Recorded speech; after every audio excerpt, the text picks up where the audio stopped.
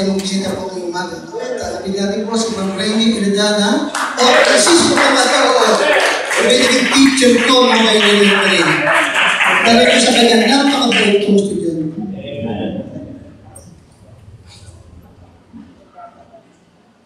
Nagusin niyo ba sa mga John chapter 11? John chapter 11.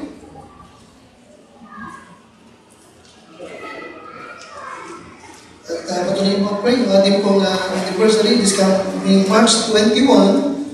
At mabilis po ang panahon, ha? Okay, John chapter 11.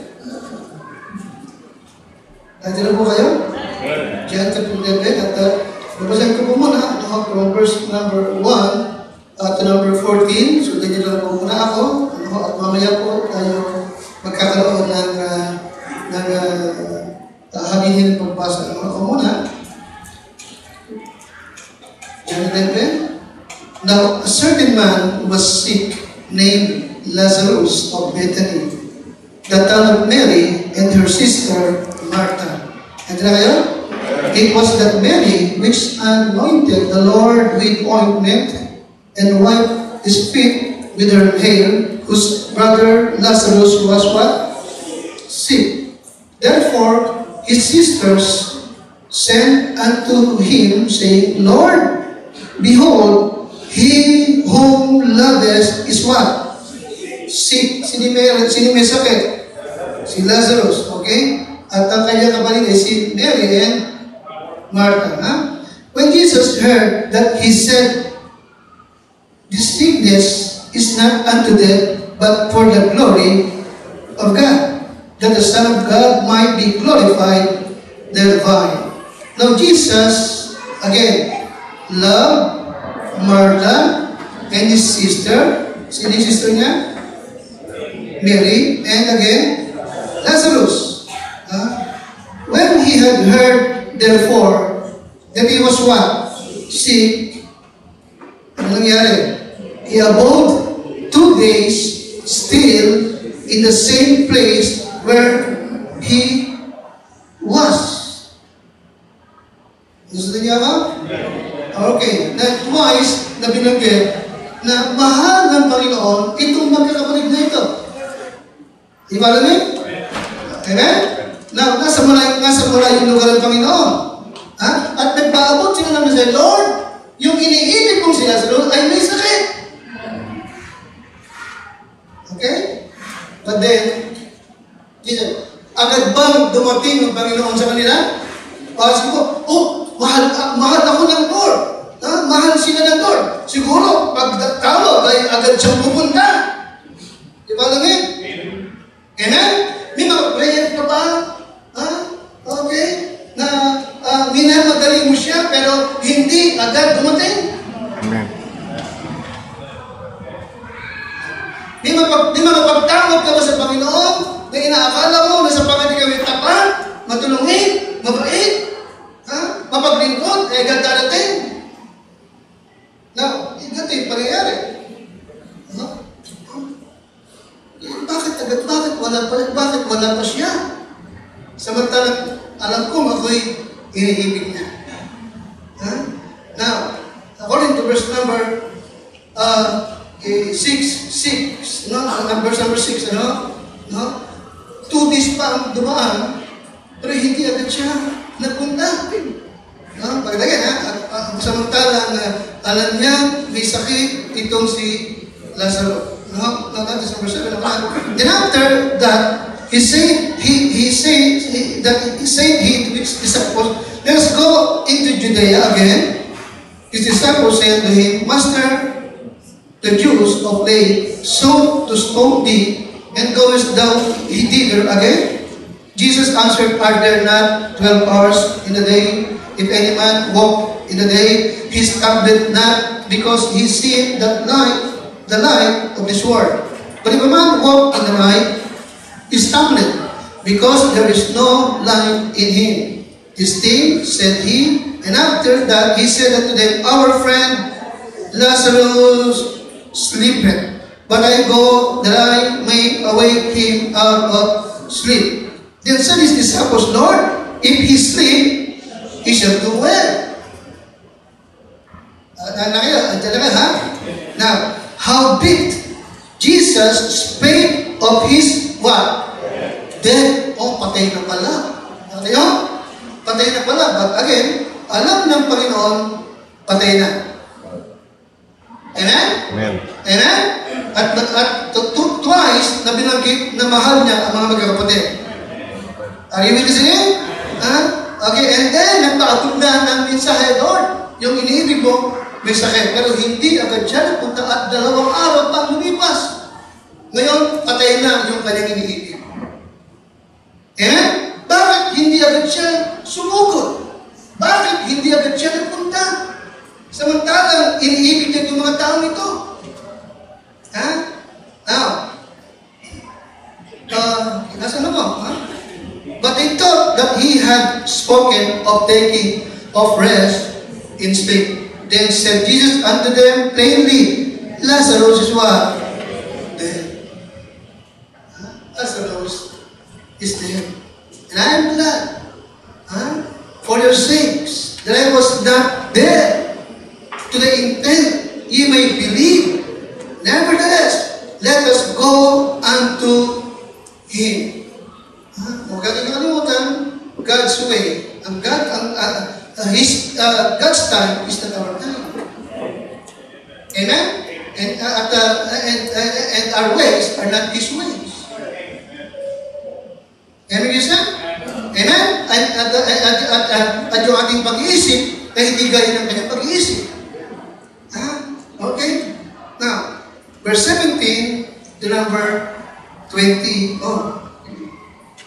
To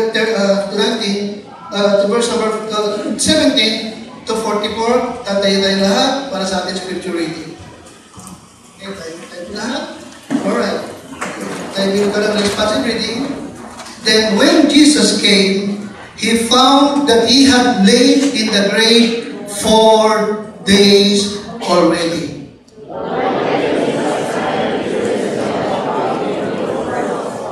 And many of the Jews came to Martha and Mary to comfort them concerning their brother.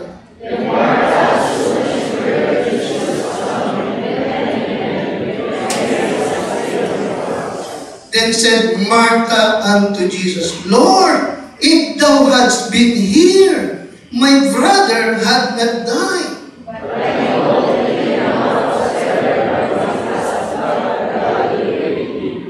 Jesus said unto her, Thy brother shall rise again.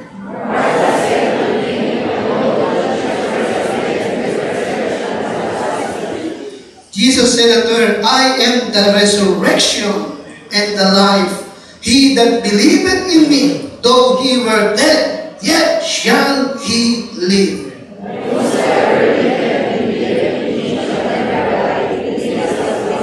She said unto him, Yea, Lord, I believe that thou art the Christ, the Son of God, which should come into the world.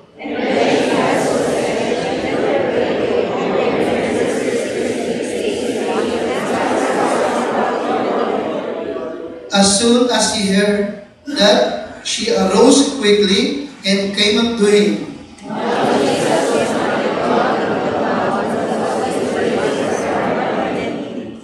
The Jews then which were with her in the house and comforted her, when they saw Mary, that she rose up hastily and went out, followed her, saying, She goeth unto the grave to weep there.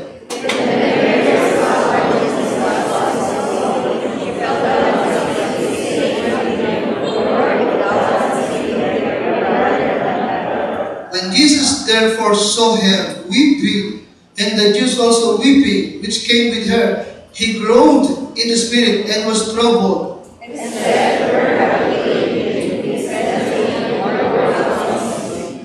Ay lahat, Jesus and Lord, salamat po sa umagang ito.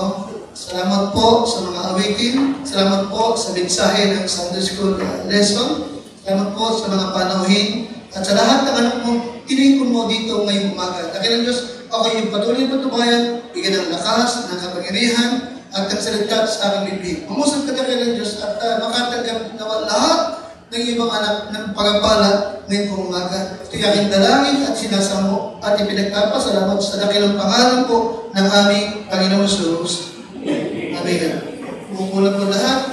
Now, that is verse number 28. No? Sa verse number 28, ang yung ating title, 28. And when she had so said, she went her way and called Mary, her sister secretly, saying, the Master is come.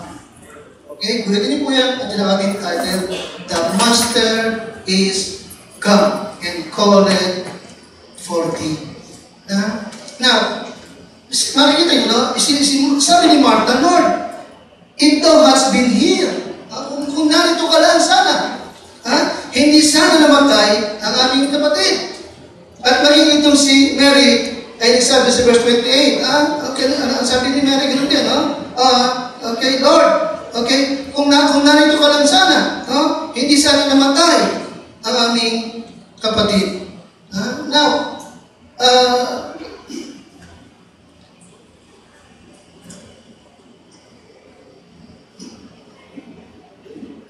Now, ibig ko po pa sa inyo muli, yung verse 28, doon sabi po dito sa verse 20, na tumungo itong si Martha kay Mary, at sinabi niya, the Master is come. Kasi niyo, na the word Master ay capitalized, naka-capitalized, at ito po nagpapakita lamang, that Jesus is the one who is in control. Alright? The word master means what? A man who rules, govern, one who has supreme dominion. Okay, ibig ko pong tandaan niyo po muna ito, bago ako maputol, Now, tinawag ni Martha at ni Mary ang Panginoon na Master, ito pinagpapakita lamang na bagamat ipinahintulot ng Lord na mamatay ang kanilang kuya, alam nila, may tiwala sila na may purpose ang Diyos sa lahat ng pangyayaring ito. Are you listening? No? Okay? They trust the Lord, the Master. No? Okay? Ito man po'y kanyang ipinahintulot. And they are willing to follow God for whatever He had in mind. Alright? Kaya nasabi nila, the Master is come. Nung nagpilipan yung question, okay? Jesus alone is the Master who is in control of all things. Don't forget that. And He is working in your life. Are you listening to this? Amen. He is working in your life. Okay? Ano man ang maganap to show His power. Yes, the Master is God. At sabi ni Mary, ni Martha, and He called it for thee. Ang umaga, ay ibig kong ating tinan, yung message, nitong declaration ito. The Master is God. At ano ang nais ng Diyos na ating matutuhan ngayong umaga, dito po sa declaration that the Master is God. Number 1, Jesus is the Master of life. Pakalakas nga? Yes. Okay. He is the Master of life. Jesus has your life under control. Amen? Okay? Jesus has your life under control. Okay? Again, pinakita ko sa inyo umaga, mahal niya si Mary, mahal niya si Martha, mahal niya si Lazaro. Pero hindi agad siya sumugot. Bakit? Sapagkat alam niya ang kanyang gagawin. He is the Master of life. He has your life under control. Ay, walang aksidenteng pangyayari sa buhay ng isang Kristiyano. Amen? Romans 8:28, that all things work together for good. Are you with me? For good to them that love God, to them who are the called according to His purpose. Amen? Amen? Alam niya ang nangyayari sa iyong buhay. Walang narilihing sa Kanya. kung ano man ang nagaganap sa'yo, ano man ang nararamdaman mo. Alam niyo yung tungkol sa sparrow? Walang sparrow na lalaglag sa lupa na hindi alam ng Panginoon. Amen? Amen? At tatanda mo, higit kang mas mahalaga kaysa maraming maya. Amen? Amen? Kung ito mga idol ito, walang halaga sa atin. Okay? Pero batid niya, ano man ang nangyayari sa kanila. Amen? Pinakakain niya. Ikaw pa kaya ang hindi pakainin? Ikaw pa kaya ang kanyang pababayaan? Samantalang higit kang mas mahalaga kaysa maraming maya. Yes, Jesus is the master of life. Okay, remember Joseph. Nakita mo? Yung pagkilos ng Diyos sa kanyang buhay. Ipinagbili ng kanyang mga kapatid. Naging alipin sa Ehipto. Naging steward ni Potiphar. Amen? Tinukso ng asawa ni Potiphar. Nabilanggo, bagamat walang kasalanan. Ginawa ng kabutihan yung mga bilanggo doon. Pero kinalimutan siya. Ano yun? Sabi ko kanina, bata pa siya, nakakita siya ng vision na siya'y mamumuno. The birth of the vision. Tama, di ba? Then, ipinagbilang ng mga kapatid, o the death of the vision. Di ba? Nabilang ko, wala na yung kanyang vision. Nakakalimutan. Pero yung pala, the very reason kung bakit kinalimutan at inilagay ng Lord sa bilanggo sa pagkapag magkakaroon ng malaking famine. At siya ang gagamitin ng Panginoon upang huwag mamatay ang angkat ni Jacob. Amen guys na? Na huwag mong kalimutan, ang Diyos ni Jacob, ang Diyos ni Joseph, ay Diyos mo, magbahagan sa kayo. Okay? Jesus, the master of your life. Alam niya ang gagawin sa'yo.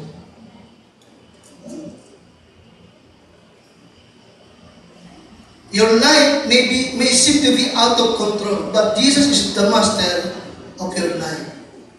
One day, you will see the purpose. Bakit niya madalas ay ipinahihintog yung mga bagay-bagay na minsan ay hindi mo talaga maunawa. Amen? Talaga kailangan ng iswap. Follow Him. Follow Him. Sumunod ka lang sa Kanya. Huwag kang maging kaya ni Peter. Remember Peter? Yung John chapter 21. Ibinaw ng Lord. Tapos sa araw, sabi ng Panginoon kay Peter, follow me. Habang si Peter sumusunod, nilingon niya naman si John. Lord, paano siya? Anong gagawin niya? Anong sagot ng Panginoon? What is that to thee? Peter, huwag mo siyang pakailangan. Basta sumunod ka sa akin. Sige, alam ko gagawin ko sa kanya, alam ko rin ang gagawin ko sa iyo. Is the master of what? Is the master of what? Is the master of life. Okay. Secondly, notice verse 28 to 29. And when she had so said, she went her way.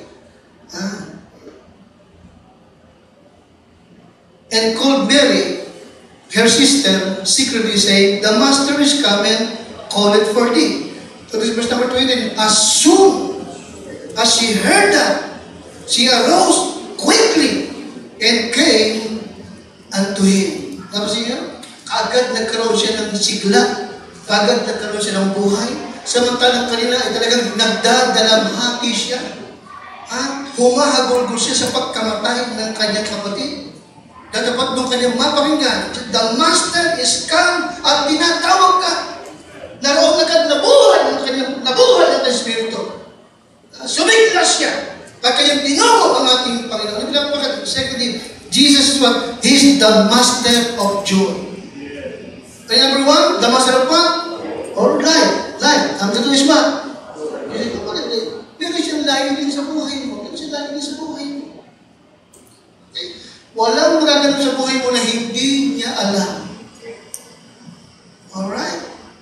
Walang mangyayari sabihin mo na, Lord, sobrang bigat naman. Sobrang labis-labis naman na gano'n. Alam niya ang ginagawa niya sa'yo. At hindi niya kailangan magpaliwanag sa iyo bakit niya ipinahintulot ang mga bagay na ito. He is the master of light, and secondly, he is the master of what? The master of joy. Ito magkamit, they were filled with sorrow. Ano ba? Grief. But the master is come to fill the sorrow and grief with what? Joy. Amen? Alam ng Panginoon how to give joy in life. Bagamat hindi mo siya naiintindihan yung kanyang ginagawa. His plan to bring you joy, okay? Alam niya, kaya nga, anong kailangan? Trust Him that He is the master and He is working in your life para tulungan ka. At sa ganun pala maranasan mo yung kanyang pangakong what? Abundant life. In John 10:10, the thief cometh not but for to steal, to kill, and to destroy. Okay? But He is come to give you what? Life abundantly. Amen? Kay Christ, ganun abundant life. Masaganang buhay. Makabuluhang buhay. Amen? Oh, okay? Wonderful life, great life, fruitful life, nasa Kanya yun. Yung kailangan lang, follow Him, obey Him. Huwag tayong mas marunong pa sa Kanya. Amen? Marami sa atin. Salamat sa Lord. Talagang nagbago ka. Tinalikulo mo yung dami mong buhay, masama, mabisyo. Kaya tuloy, minsan, yung mga dati mong barkada, akala niya malungkot ka na. Kasi hindi ka na sumasama sa kanila at hindi ka na sumasama sa mga lasingan, sugalan, yung mga night trip na yan. Akala nila boring yung buhay natin. Huwag ka naman matek na mag-akala ka na hindi ka na mas. No. Don't forget, kung si Christ talaga is Savior mo, don't forget, He is the master of joy. Amen? Is the master of joy. Hindi boring ang Christian life. Akala lang nila. Amen? At huwag kang malungkot, huwag kang mabighati kapag nakikita mo na tingin mo parang higit silang nagkakapera kaysa sa iyo. At higit silang mas mapalad kaysa, no, higit kang mas mapalad kaysa kanila. Because Jesus is the master of life and He is the master of joy. Yeah. Amen? Alam niya kung anong ibibigay sa iyo upang maranasan mo yung buhay na talagang masagana at mabunga, yung abundant life. Thirdly, He is the master of comfort. He is the master of comfort. Ano yung pangalawa? He is the master of what? Joy. Isipin mo lagi, no? Kung hindi mo siya nakilala, kung wala ka sa Panginoon, at naroon ka pa rin sa dati mong buhay, ano ka na kaya ngayon? Isipin mo. Yung mga dati mong barkada nung wala ka sa Lord, nasa na sila? Di ba?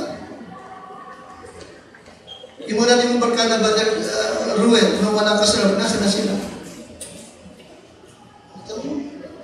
Siguro, patay ka na rin ngayon.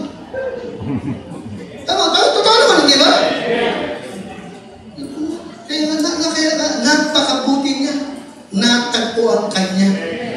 Dapat hindi ikaw ang nakatagpo sa kanya, siya ang nakatagpo sa iyo. Sapagkat hindi siya nawala, ikaw ang nawala. Natagpo kanya. Now, don't forget, He is the master of life. Meron siyang layunin sa buhay mo. Amen? At pag magtitiwala ka sa kanya, susunod ka sa, madalasan mo yung abundant life na kanya ipinangako. Because He is the master of joy. Thirdly, He is the master of comfort. Okay, kanina kita nyo, nagdadalang hati sila.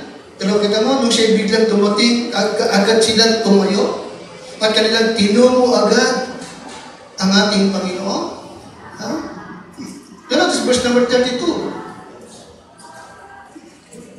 Then when Mary was come where Jesus was and saw Him, she fell down at His feet, saying unto Him, Lord, if thou hadst been here, my brother had not died. Tignan nyo, gano'n din ang sinabi ni Martha kanina sa Panginoon. Ngayon, gano'n din ang sinabi ni Mary. Kung narito ka lamang sana, Lord, hindi sana namatay ka ng kapatid. When Jesus therefore saw her weeping, and the Jews also, what? Weeping, which came with her. Takalabas, he what? He groaned in the spirit and was what? And was troubled. Nalungkot din siya, nabighati din siya. Okay, bakit? Yes, don't worry, listen, ha? Because although Jesus was God, He was also man. Are you listening? Yes, He is God, but He is also a man. Huh? Okay? At sa verse 31, nakita niyo po? Okay? 34 kayo na, and said, where have ye laid him? They said unto him, Lord, come and... Okay. Nagtanong pa siya, saan mo siya nilagay? Bakit? Hindi ba alam ng Lord kung nasaan si Lazaro? Alam niya. As God. Pero bilang tao, hindi. Nakita niyo ba ako? Okay. Yun yung mystery ng ating Panginoon. Okay? Nagtanong siya, nasaan siya? Okay? He affirms the full humanity of the Lord as well as His deity. Okay? And then, yes, tumangi siya. No? Alright? At sabi ng Lord, at sabi ng Panginoon, ano sa verse 38? Jesus therefore, again, groaning in himself, coming to the grave. It was a cave, and a stone lay upon it. Yung libingan ni Lazaro, pareho nung kanyang pinaglibingan, na may nakatakip lamang isang kuweba na may nakatakip na malaking bato. Nakita po ba yan? 39, pakalakas, Jesus said, take ye away the stone. Martha, the sister of him that was dead, said unto him, Lord, sa pagkakataon ito, nabubulok na siya. For he had been dead, ilang araw na siyang patay. 4 na araw ng patay, bulok na. Ano yun? 40, Jesus said unto her, said I not unto thee, that if thou wouldest believe, thou shouldest see what? The glory of God. Yes, Jesus is the master of comfort. Amen? Sabi ko, kamakailan, di ba namatay si tatay, Lolo Emo. Sabi ko kay Lolo, okay, yes, malungkot. Wala na si Lolo, pero isang bagay ang nagbibigay ng comfort sa atin. Nasa Panginoon na siya ngayon. Amen ka siya? Amen, malungkot ang walang tanamahal sa buhay. Pero kung yung mahal mo sa buhay, alam mong tinanggap si Kristo bilang tagapagpinas, hindi mo man siya makita rito, makita mo na siya muli sa piling ng ating Panginoon. Amen, yun ang nakakabibigyan ng comfort sa atin. Yes, Jesus is the master of comfort. Kaya sa ating mga kaibigan ngayong umaga, ikaw ba'y ligtas na? Are you sure 100% na kung sakaling mamamatay ka, sa heaven ka pupunta? Tiyak ka bang may buhay ka wala ka? Sigurado ka bang langit ang iyong pupuntahan pagka namatay ka? Makibigan, kung wala ka bang kaniyakan ng kalangitan, kasi siyempre, si Kristo ang iyong kailangan. Hindi itong Baptist, hindi ito Savior. Yung relihiyon mong nabis na hindi rin Savior yan. Si Kristo ang nag-iisang tigapagligtas. The Bible says, this is a faithful saying and worthy of all acceptation that Christ Jesus came into the world to save sinner. Amen? Aminin mo lamang na makasalanan ka. Tanggapin mo makasalanan ka. At tanggapin mo hindi ka paligtas. Huwag kang magbaka sa kari. At ngayong umaga, manampalataya ka sa Panginoon Jesus, manaligtas ka. Tanggapin mo siya na iyong tigapagligtas. Nangako siya ng buhay na walang hanggan. Is the master of life. Is the master of joy. Amen? Masaya ka. Masaya ka ba ngayong umaga? Oo. Kahapon, masaya rin tayo lingkod sa Kanya.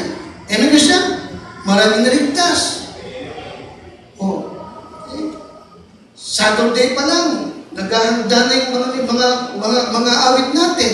Ikaw na naghahanda ka sa iyong sarili. Amen? Nakapokus tayo sa ating anniversary darating. Iba yung joy natin ngayon. Hindi gaya ng joy ng nakarang panahon. He's the master of joy. Maraming tao, no, nagsisikap sila, no, na makomfort nila yung sarili nila. Nagsisikap sila makalimot sa mga problema. Di ba? Anong paraan ng maraming tao para malimot ang problema? Alak, sigarilyo, sugar, drugs. Nakikinig ka sa akin? Meron pang comfort food na tinatawag. Meron pang comfort, ano ba isang comfort nila? Comfort chair. Yung pag nahiga ka, pag galing ka na hanggang mamatay ka na. Ayaw mo lang tumba-tumba. Gano'n ka lang gano'n, wala kang pinupuntahan. Anong gistan? Ang ating comfort, muna na sa dati natin bilang, ang ating comfort was si Christ Jesus ang ating Panginoon. Is the master of comfort. Alam niya kung paano niya tayo aalawin. In Matthew 11, 28 to 29, sabi ni Kristo Jesus, "Come unto me, all ye that are labor and heavy laden, and I will give you rest." Pakilakas na? Pakilakas na? Ready ba sa? "Magsiparito kayo sa akin, kayong lahat na napapagal." Ano pa? "Nabibigatan lubha." Anong kanyang pangako? O, ito mo. Ano yung kanyang command? "Come unto me." Sino yung kanyang pinagmalapit? All ye that are labor and ano yung kanyang promise? "I will give you rest." 29. Ano yung kanyang command sa 29 pa? O, 29. "Pasalin nyo ang aking pamato." Hindi nga? "Take my yoke upon you and learn of me. For I am, sapagkat ako'y maamo at mapagkumabang puso." At ano yung kanyang pangako? "Masusumpungan ninyo ulit, kapahingan ng inyong mga kaluluwa." Maraming tao sagana sa lahat ng bagay, sagana sa mga material, di ba? Maraming pera, kung saan sa nakakarating, pero walang direksyon, walang peace of mind, walang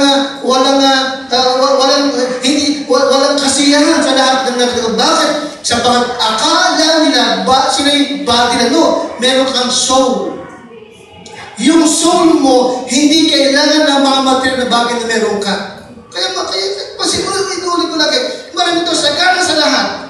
Mayaman, masarapit, maraming barkada, maraming kinaganda mga makarapang, pero walang kapahingahan, walang kapayapaan, walang kapanatagan. Kasi nakalimutan niya, may kaluluwa siya na lahat ng tinatapirin niya, hindi naman kailangan ng soul. Are you follow me? Don't forget, ang tangi lamang makapagbibigay ng rest sa iyong soul is what? Si Kristo Jesus nating Panginoon. He is the master of what? Comfort. He's the master of comfort. And ye shall find rest unto your soul. In 1 Thessalonians 4, verse 8, sabi po ako, 1 Thessalonica 4, talatang 18. Okay, 1 Thessalonians 4 and number 18.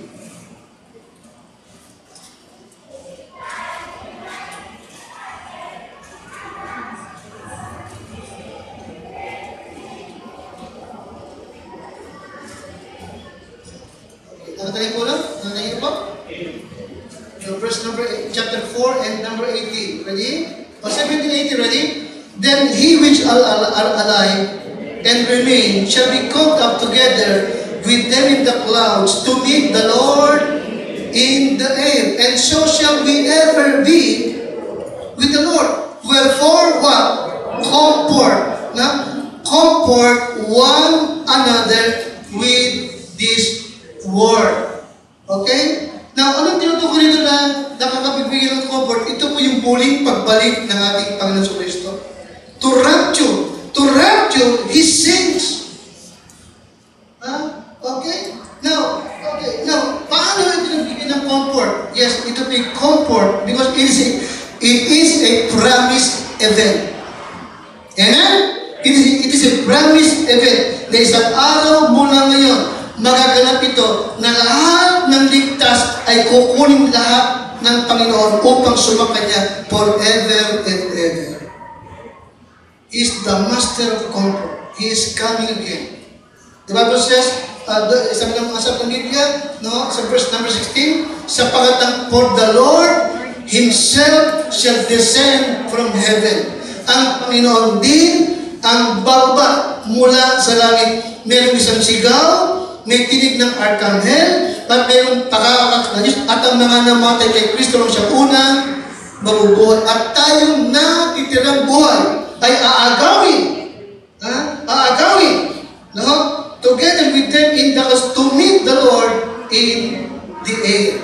Ito po'y comforting promise sa lahat ng mga tumanggap kay Kristo. At sa lahat ng mga nabubuhay pa, pero may mga mahal sa buhay na nauna na sa kanila. Alam natin makikita-kita tayo muli sa piling ng ating Panginoon. Is the master of comfort. And then lastly, verse 42 to 43.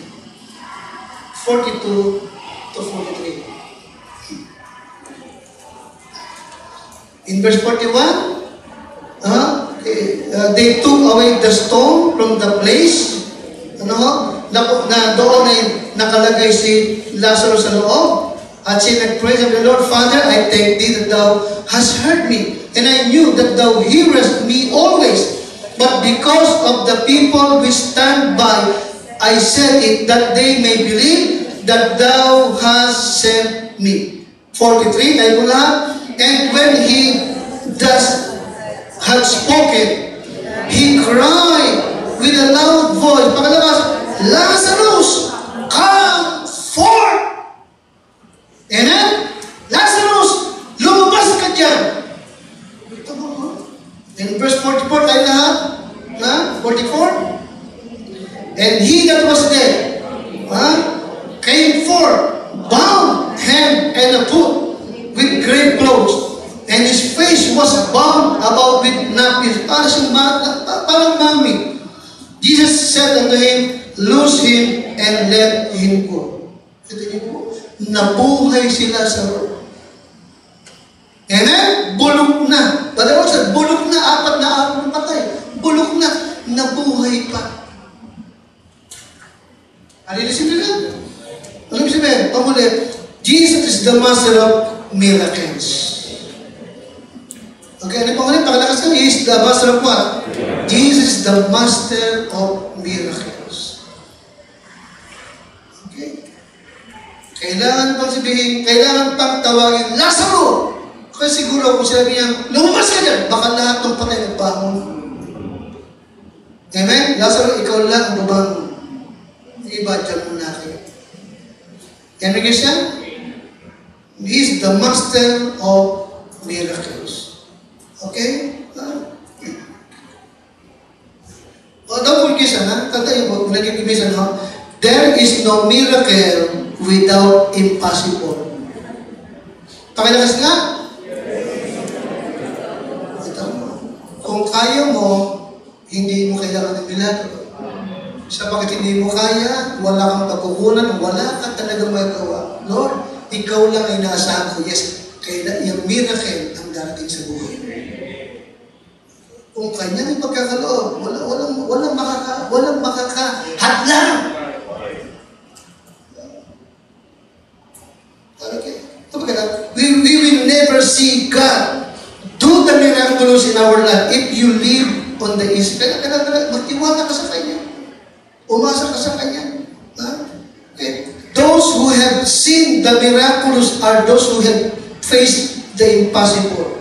It takes you realizing your inability to meet the need of what must take place. Yung bang dumating ka sa time na Lord, wala akong inaasahan, ikaw lang. Wala akong pagkukunan, ikaw lang. Tulungan mo ako. Yes, don't forget, Jesus is the master of miracles. Naalala niyo ang read nung sila'y nakasakay sa bangka, gabi, Lulubog sila sa mga malakas ang alon, malakas ang hangin, takot na takot yung mga lagad. Remember that? Si Christ ay nasa likod, nasa hulihan natutulog. Sabi niya, Master, wala bang anuman sa iyo na mapapahama kami? Nakakalimutan nila kasama nila ang Panginoon. Kaya, tumayo siya at sabi niya, what is your faith? Are you with it?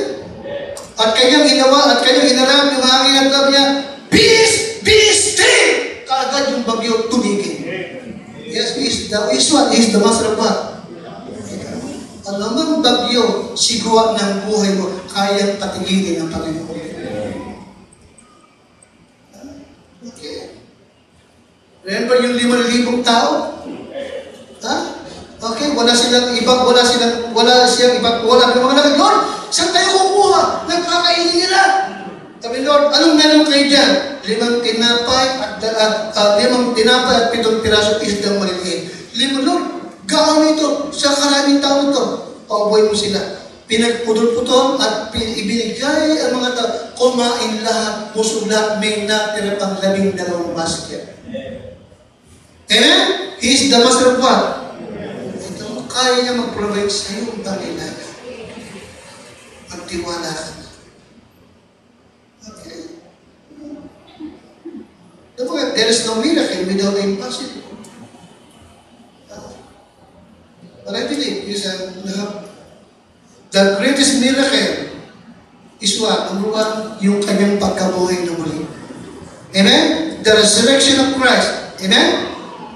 Is the greatest miracle. And secondly, is what? Ano yun? The resurrection. Secondly, your salvation. Are you seeing? Amen? One of the greatest miracles is what? Paglakas, your salvation. Patay ka na sa kasalanan. Pinuhay ka pa. Amen? You are under condemnation. Pinukanyang ialis yung hatol at pinutay niyo ng buhay na walang hanggan. Amen? John 44, anak ng Diablo, ngayon ay what? Anak ng Diyos. Amen, Christian? May buhay na walang hanggan, may katiyak ng langit na kanyang pupuntahan. Kaya ulit mga kaibigan, kung may umaga wala ka bang katiyak ng langit, hindi mo alam kung heaven ang pupuntahan mga pag-iway na matay, makakakita ka ng greatest miracle. Kung si Kristo lamang, tatanggalin mo yung bilang iyong tigapagligtas. Amen? Yes, the Master is come and called for thee. This morning, do you need a miracle in your life? I'm talking about your salvation. Your salvation. Tanggalin mo siya ngayon bilang iyong tigapagligtas. Nawawala ka ba ng pag-asa? Nawawala ka ba? Doon mo kaibigan, si Kristo ang pag-asa mo. Magtiwala ka lamang sa Kanya. Okay.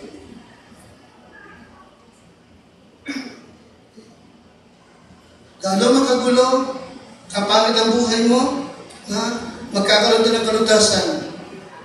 The Master is come, nananawagan lamang sa iyo. Lumapit ka, magtiwala ka, magpasakop ka sa Kanya. Amen? Kaya natin tumayo.